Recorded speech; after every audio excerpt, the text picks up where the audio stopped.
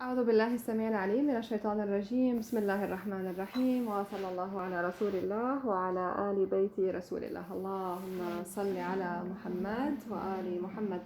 اللهم أخرجنا من ظلمات الوهم وأكرمنا بنور الفهم وانشر علينا من خزائن رحمتك وافتح علينا من واسع علومك.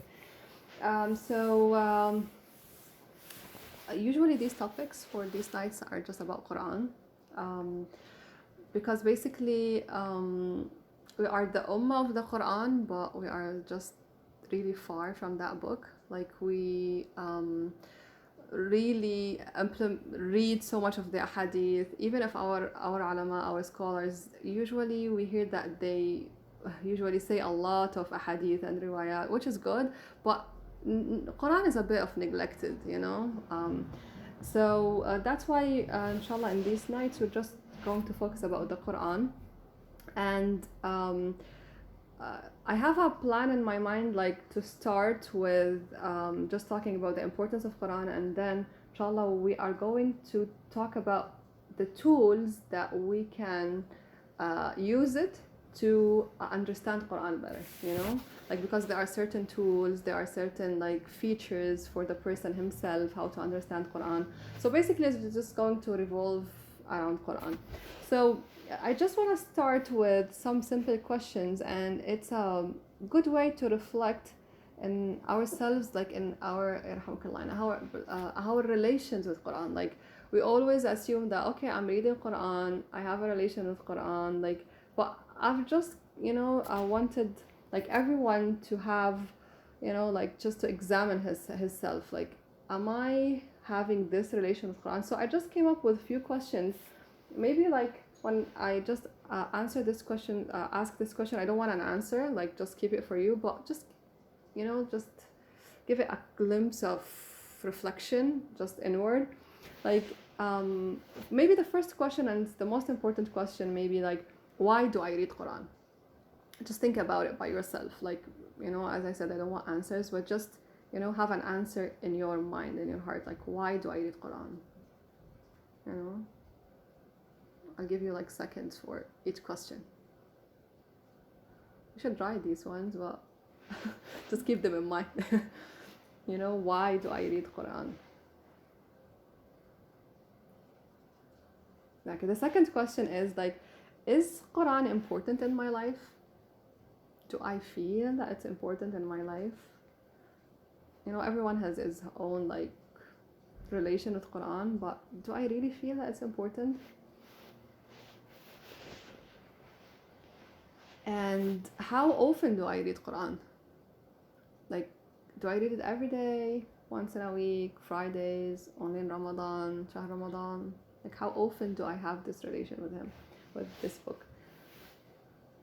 And the other question is also really an important question. Do I understand while I read? Like, we read, which is really good, but do I understand? Do I reflect? Or I just read for the purpose of reading? You know, this is a really important question, because if we are reading without understanding, without reflecting, then it will be just reading like English literature something.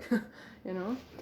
So this is an important question. Do I understand? And another thing is that, do I have kind of heart relation with the Quran? I don't know how to describe that precisely, but do I feel in my heart that I'm connected to that book, or it's just a book on the shelf, or it's just a book I read it when I'm not feeling good? Or no, like there's a kind of connection, as if like when we love someone, we always feel that we are connected to him, even if he's away. You know, do I have do I have this feeling with the Quran or not? And the other question is that, do we feel that Quran is really a guidance? Like, do we feel that Quran is really a guidance? Like, sometimes we go for like to read Quran for many purposes, but how much often we feel that this is the book of light, as Allah subhanahu wa ta'ala described it in his book. Like, it is light. Do I feel that really it's guidance? It's like that this is what I need to be happy, this is what I need to survive on this earth, or not? Other question is that, do I refer back to Quran for answers?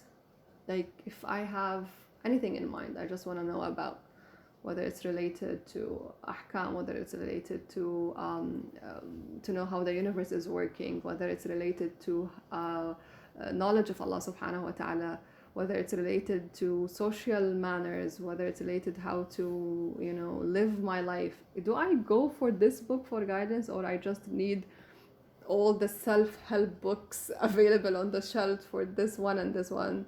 I like I used to do and I just neglect that there is a book which is written by the most beautiful author, which is, he knows how we function. And you know, so do I feel that Quran is really a guidance or not?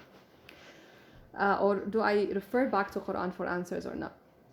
And the other question is, I'm supposedly like you are answering these questions, you know, like inside. So the other question is that, do I implement the teachings of Quran in daily life? Like, we know there's a lot of teachings of Quran. Like, you know, like how many ayats do we have? These thousands of ayat, and it's full of teachings. So when I read these ayats, do I implement it, or I just read it for the purpose of reading or the purpose of having more thawab, hasanat? Or no, I implement it. When Allah subhanahu wa ta'ala says something, I do it, you know? And the other question is that, do I consider myself one of those people who are abandoning Quran? Because this is important, where Allah subhanahu wa ta'ala talks about abandoning Quran. And do I consider myself I am abandoning Quran? And then later we will talk about what's the meaning of abandoning Quran. But do I feel like I'm abandoning that book, or no, I'm not, you know? And another question is that, do you feel you have a happy life because of Quran? Like, have you ever felt that this Quran is going to make your life happier? Your life is kind of light, is kind of peace, is kind of tranquility. It's, you know, you can say like your life is doing good from all aspects just because of Quran, or your heart, let's say. So these questions are important to, if I want to say, really monitor or examine my relation with Quran, you know. And you know, when I was just, you know, trying to prepare for this night, I was like, okay, let me answer. Like, I had answers to these questions in my mind, but I said, okay, let me search for these answers in the Quran itself. Allah subhanahu wa ta'ala has never left anything without, you know, answers. So let me see what Allah subhanahu wa ta'ala talks about these questions, you know. So let's see about, you know, let's start with the first question. I'm supposed to finish within 40 to 45 minutes, so let me know, because sometimes I may go longer. So the first question is that, why do I read Quran? And if we ask people like, why do you read Quran, we would come up to different answers. Maybe already you have like some answers in your mind. And people some of people will say, okay, I read it for thawab, because Allah subhanahu wa ta'ala, because Rasulullah has said, like, for every letter you read in Quran, you have this much hasanat, and for rewards, and for this, you know. So at the end, I just do a calculation thing. Okay, today I got this much of hasanat. You know, some people are like that, especially in Shahr Ramadan. They just want to finish the whole book just to get more hasanat, and which is good. But is this should be the ultimate purpose while I'm reading Quran? Some people read Quran for guidance. Some people read Quran because Quran is like a light. Some people read Quran because Quran is a healing. So Allah subhanahu wa ta'ala has, like, all the Quran is beautiful, but this is beautiful ayah says why we should read Quran. Why we should read Quran. And then the ayah says, this is in Surah Sa'd, ayah 29, it says, a blessed book which we have revealed to you, he's talking with the Prophet, that they reflect upon its verses. So, you know, this is in the Arabic language, liyadabbaru, like reflect. So they says, the lam here, this is in this word, which means why we have reflected the Quran. And Allah subhanahu wa ta'ala says here why we have revealed the Quran. So he's saying this book has been revealed for the purpose of reflecting on it, you know. And then he says, and that why it has been revealed, and that those of understanding would be reminded.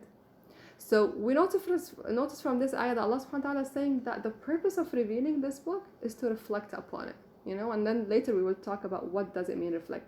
So when I come to this book, I shall put in my mind many intentions while I'm reading the book.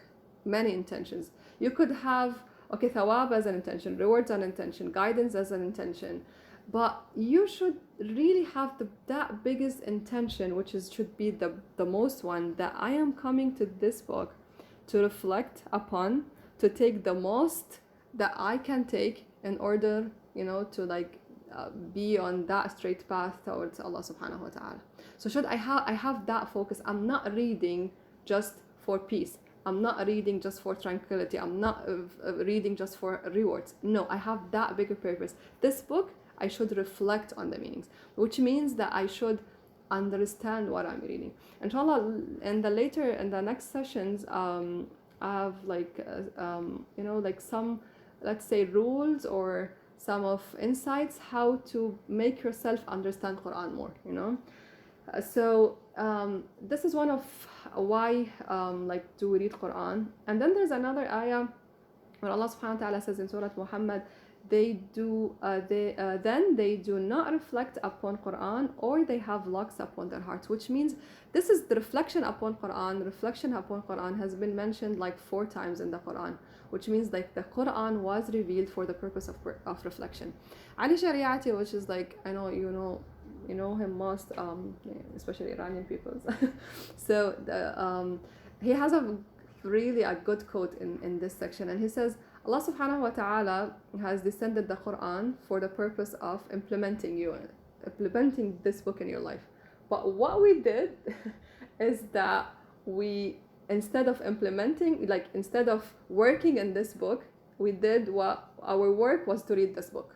So instead of our work is to implement, our work now is just to read, And this is why we are having, such problems in life. This is why the Islamic Ummah nation is not a good Ummah anymore as was at that time, because this book is neglected. It's just like used where in like funerals and month of Ramadan, but it's not a book of life, and I cannot have a book of life if I don't understand that book.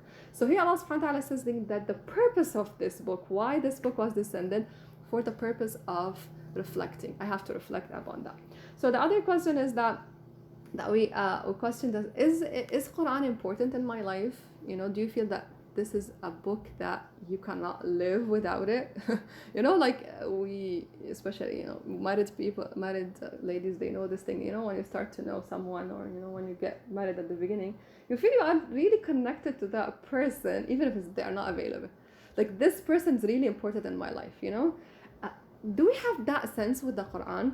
So here Allah subhanahu wa ta'ala says regarding the importance of Quran. This is just few ayat that came to my mind, but they could be many more. He says in one of the surahs, and thus, he's talking to the Prophet, he says, and thus we have revealed to you a spirit of our command. So the first thing Allah subhanahu wa ta'ala is describing in this ayah, that Quran is a spirit, is a ruh. You know what's a ruh? It's a spirit.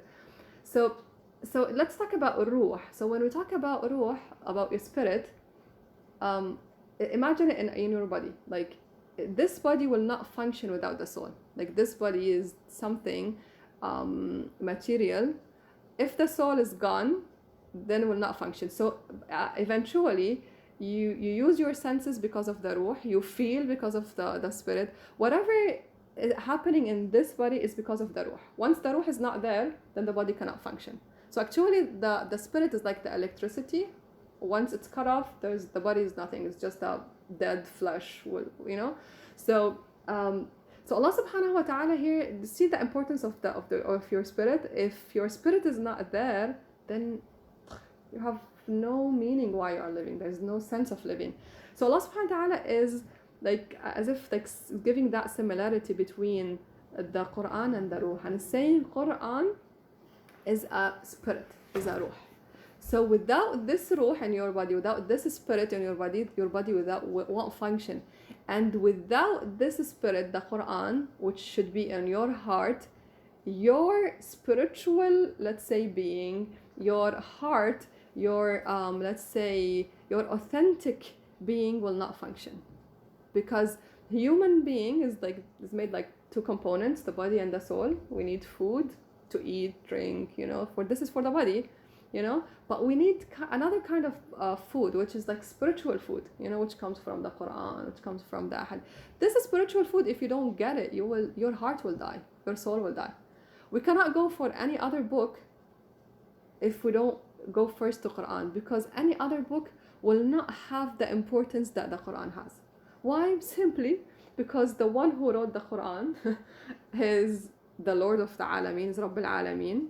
He's that wise creator, he's the all-knowing, he's that, and the one who wrote other books is just a human being. So I used to have a kind of debate with one of my teachers at the beginning when I was like, introduced to the Quran in that sense, and he used to say, just read Quran. And I was just fascinated by many books around me. And I say, okay, I will read Quran, but there are many books that I should read at the same time. And he says, okay, no problem, but if you don't consider Quran first, and I always used to like say, what's wrong with that man? Like, with that teacher, like, how can one live without reading all these books? Why I should go first to Quran? And then later in life, you'll discover that since the writer of the Quran is something undescribable, so his book will be undescribable. You cannot simply go to, I don't know, the books that, especially these self-help books or whatever, and you just leave the main source book. So that's why here Allah subhanahu wa ta'ala talks about the Quran is a spirit. Spirit, if this is spirit, you don't have, you lack this spirit, then as if we are dead. So that's why we should have a sense that without the Quran, we are not alive.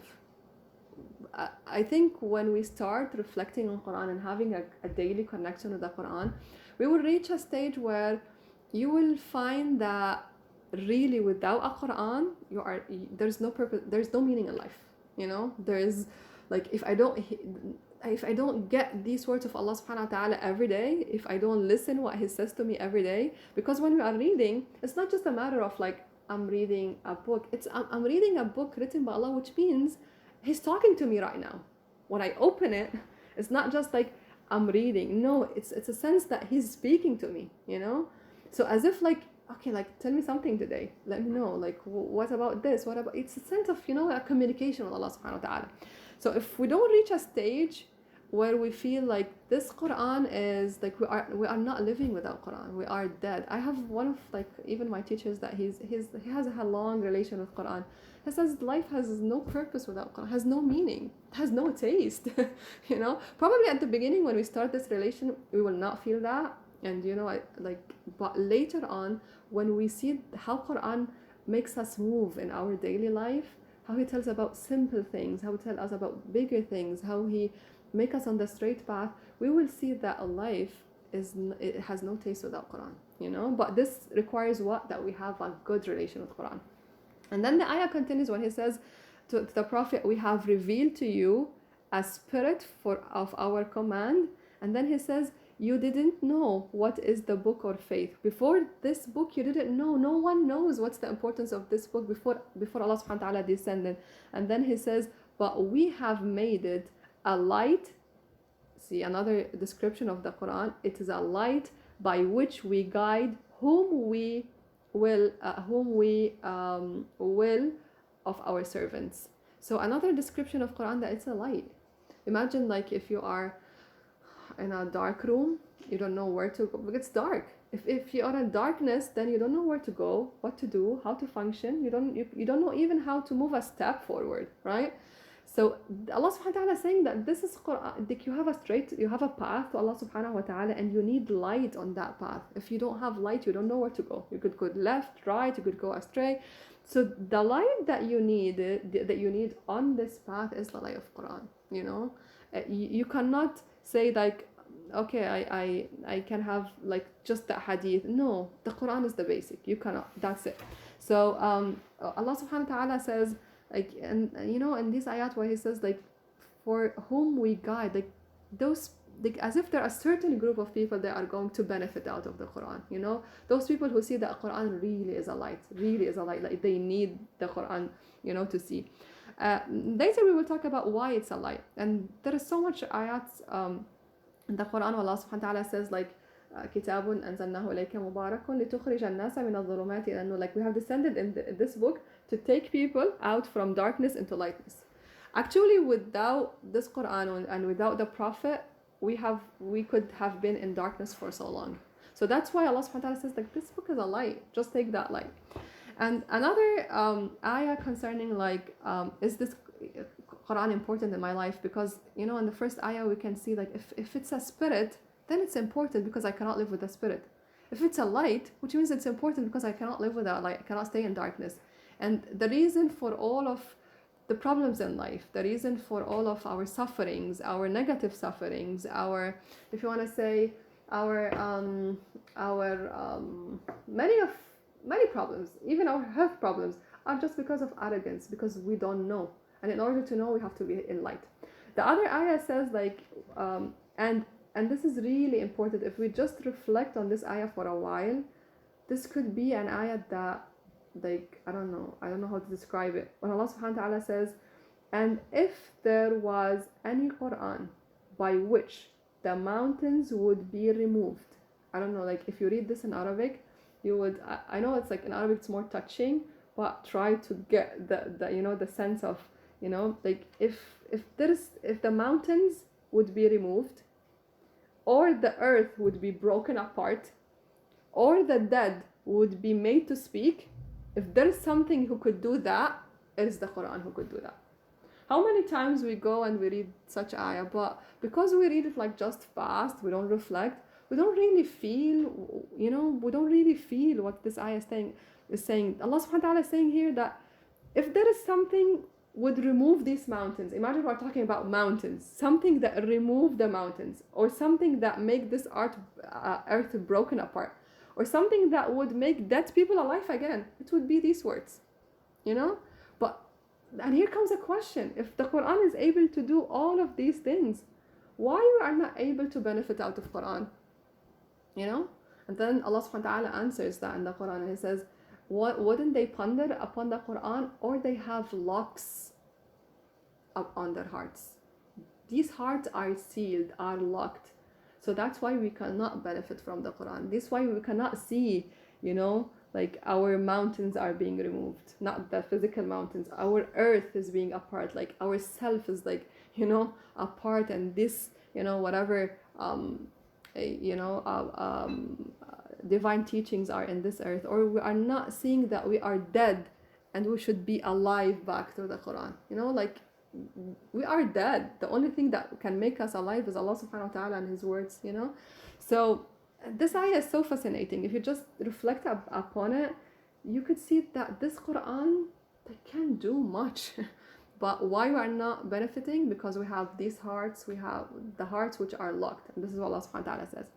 And there's another ayah in Surah Al-Isra where Allah subhanahu wa ta'ala says, and we send down of the Quran that which is a healing and mercy for the believers. And this is again answering the question, is Quran important in my life? And Allah subhanahu wa ta'ala says, this Quran is a healing. And then He says, this Quran is a mercy for whom? For the believers. So if I see that my life is not healed, my heart is not healed, I don't know, like, many things are messed up, you know, and I still have diseases, which they call them the spiritual diseases. I still have, like, envy, I still lie, I still am not honest, I still do these kind of spiritual diseases.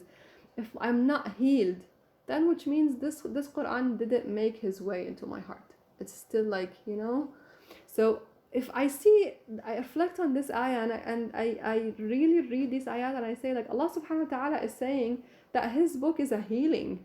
Why I should not go in this book? So that's why if I know that Quran is that important, I would go to that. Why I'm not saying that Quran is important in my life? Because I don't know how it functions. We don't know how Quran functions, you know? And we always assume that Quran is something just acts on the superficial layers of our life. Just it's a kind of ahkam, like this is halal and this is haram, and this is what you should do and this is what you should do not. But Quran has the capacity, energy speaking, to go down to our deepest level of consciousness, and deepest level, like it's not the level of DNA, it's more than that, you know. It's maybe more like the really subtle element which Allah subhanahu wa ta'ala has created this universe, and go to that level and make that healing. So that's why if you go to those people who talks about like the effects of you know, like they have certain books for like the Vedic or the Christians, they say that these books are healing, and they made several studies, and including the Quran, and they were able to detect how Quran, just by listening to Quran, reading Quran, can go really to your depth inside, subtle elements, and change your conscious inside, you know.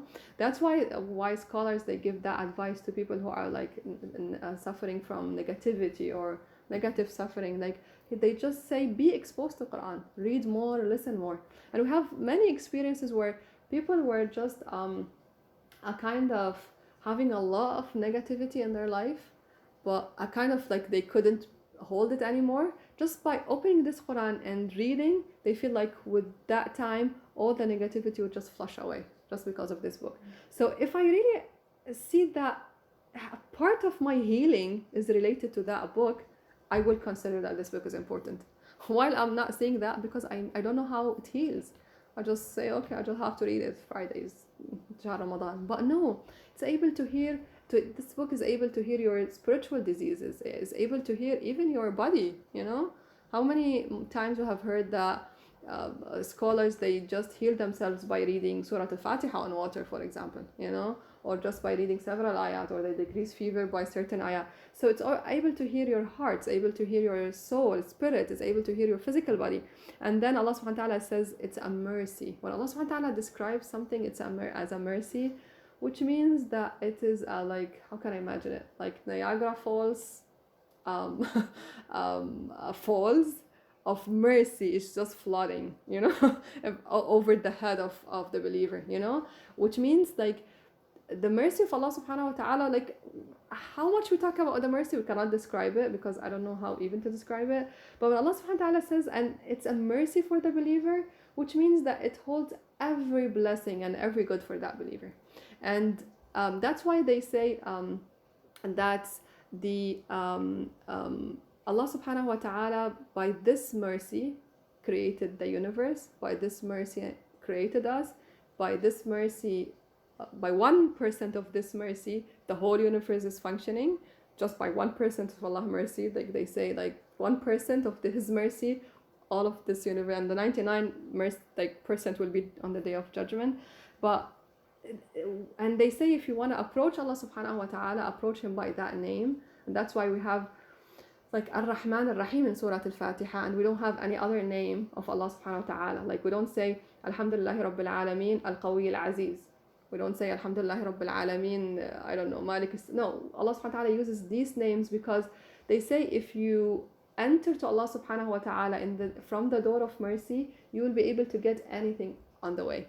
Because why? Because Allah subhanahu wa ta'ala is merciful, then He's giving you knowledge. Because He is merciful, He's giving you money, wealth. Because He's merciful, He's protecting you. Because out of His mercy, everything is being like covered. And that's why if you go to Surah, I think Taha, and it says Ar-Rahmanu ala al-Arsh istawa. After like He finished everything, Ar-Rahman, from the Rahmah, from the mercy, then He was like, so everything was out of His Rahmah, you know.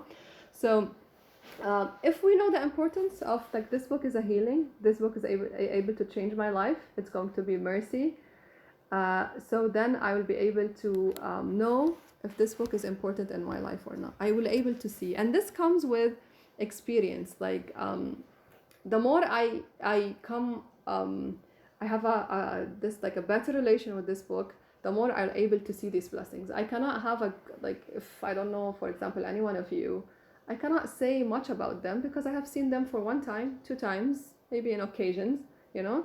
But if I know someone really well, I see him every day. Like I can talk about my husband or my daughter a lot, so many, right? Because I see them every day. If I have this relation with the Quran, I will be able to see much of these blessings.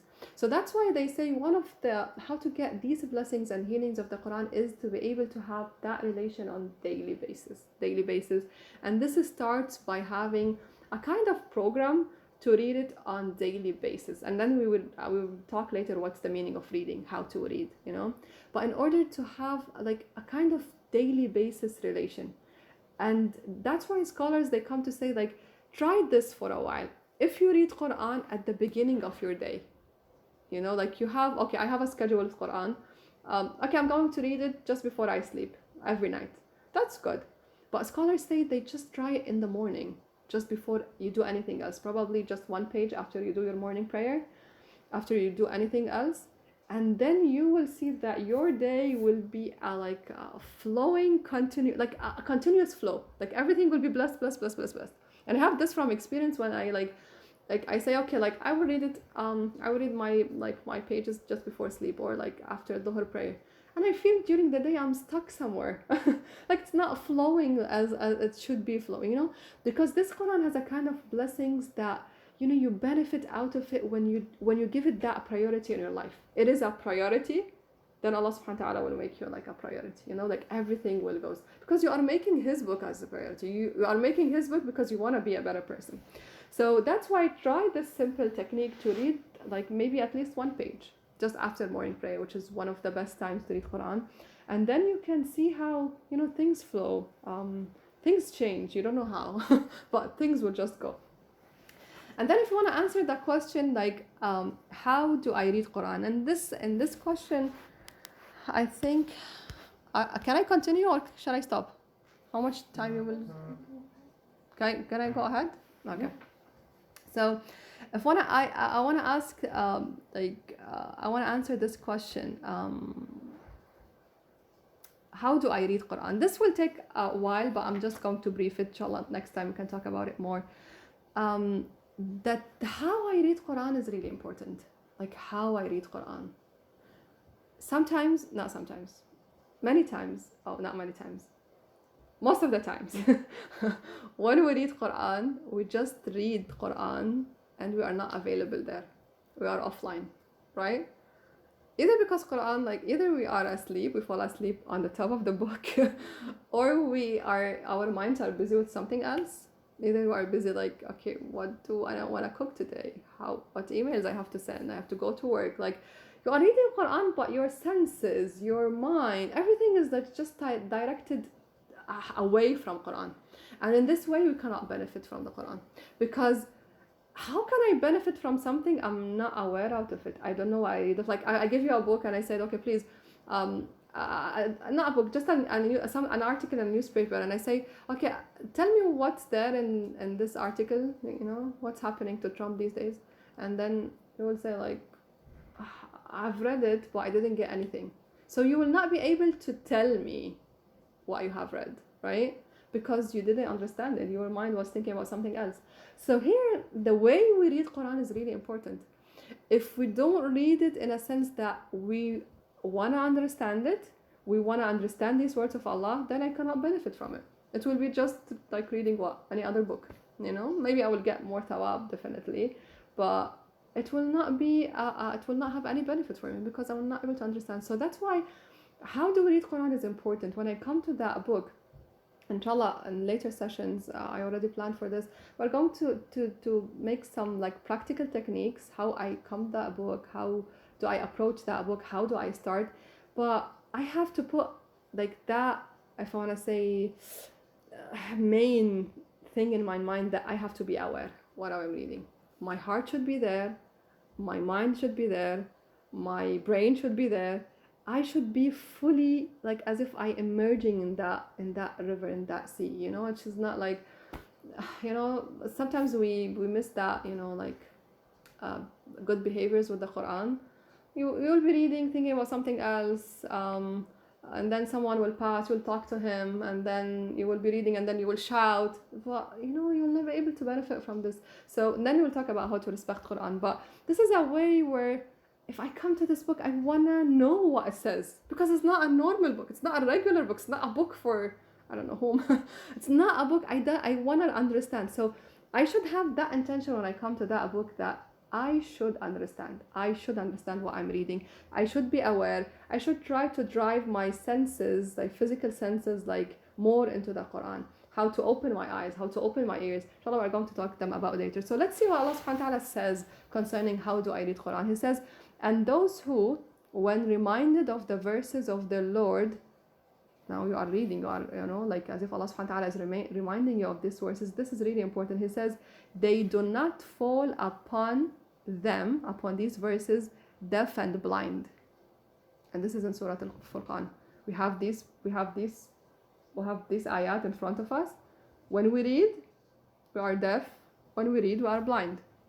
We are not able to see the true reality of that book. We are just reading the superficial words, because we didn't know that we have to read that book with more awareness, with more mindfulness, with more senses, with more hearts directed toward that book. So Allah subhanahu wa ta'ala described those people are like deaf and blind.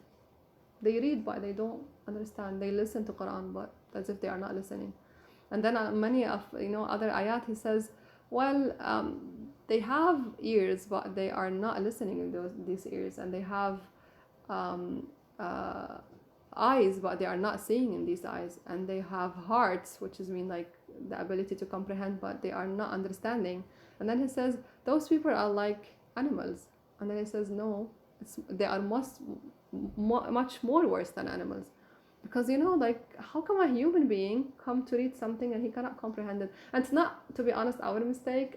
Let me say that we have been raised in a way that just read Quran for the thawab, just read in Ramadan. We have not been raised in a way, even by our scholars, even by the scholars that talk so much for I don't know how many years. They don't know what's the importance of Quran. That's why we don't hear these ayats just flooding from their tongues every time. They use more ahadith. I'm not offending anyone, but this is what I noticed. Even family, we have not been raised in a way that this book is important. I remember that when I was younger, when I was a younger child, I was raised with my grandfather. We used to live in the same apartment, same home, and something that I cannot forget till now. I won't say my age till now, but something that I cannot forget. That scene where I used to see that thing when I was maybe 3-4 years old. I still remember this scene. I used to see the same scene for maybe 20 years every day. My grandfather, every day in the morning, before he does anything else, before he eats, before he drinks, just go to the bathroom, wash, and then he comes. Before he do anything, he just hold that book, he just put it on just kind of something between his his hands, and he read for a long time, and he gets so affected.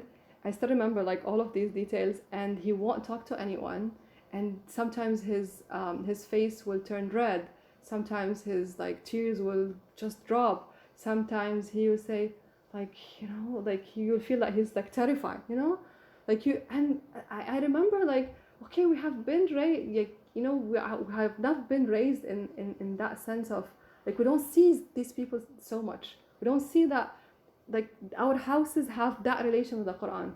Not our houses, not our scholars. So that's why we don't really, we underestimate the importance of Quran.